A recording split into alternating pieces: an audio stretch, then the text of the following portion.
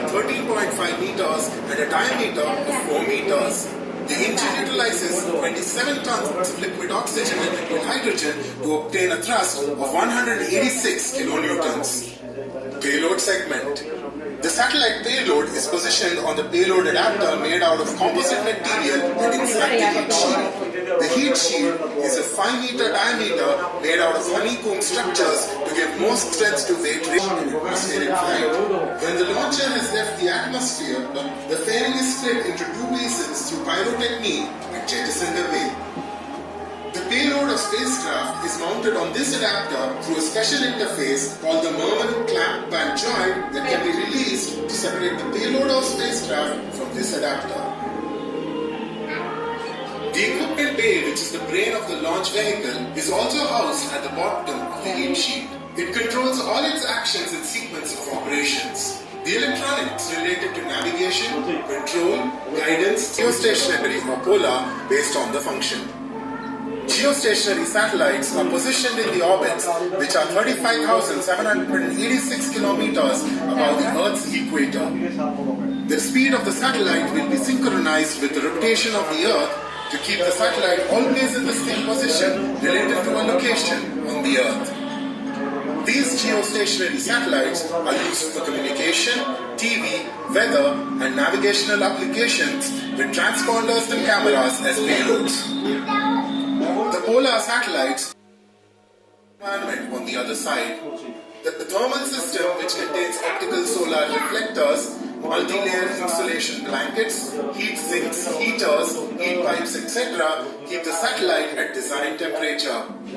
The satellite generates power using solar panels, and the power also charges the lithium-ion. The attitude and orbit control is very critical for the satellite operation. The gyros, reaction wheels and magnetic torquers are used for keeping the satellite in the required attitude. The liquid apogee motor and thrusters are fired, keeping the satellite in the required position. The information about the health of the satellite will be transmitted through telemetry and telecommand system, which contains electronic instruments and RF systems, transmitters, receivers and antennas. In case of Earth observations, in the communication and navigational satellites, the data from the transponders is sent live, which can be utilized for several applications for the better life on the planet Earth. GSLV Mark III.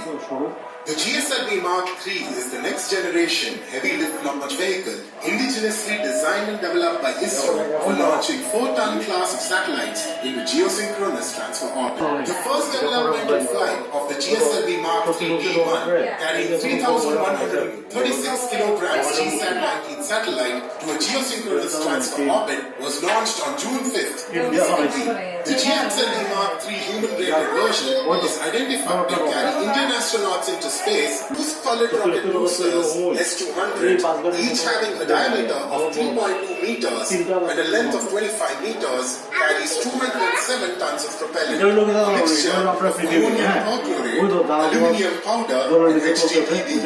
These boosters burn fast nozzle as it inherent with a flexible nozzle control FNC that can be gimballed when the rocket's orientation needs correction.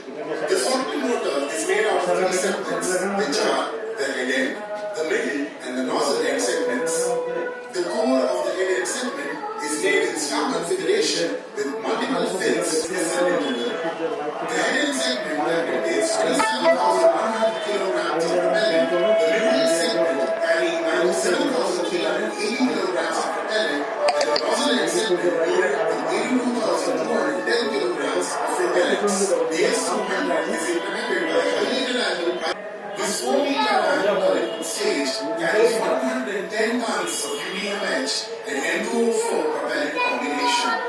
It uses twin-class engines, each producing a thrust of about 700 kilonewtons. In flight, as the S-200 booster thrust starts reducing, the rocket's unsymmetrical dimethyl hydrazine UDMH is used as fuel. The mixture of oxidizer and fuel runs the twin-class engines to develop the required thrust up to 700 kilonewtons.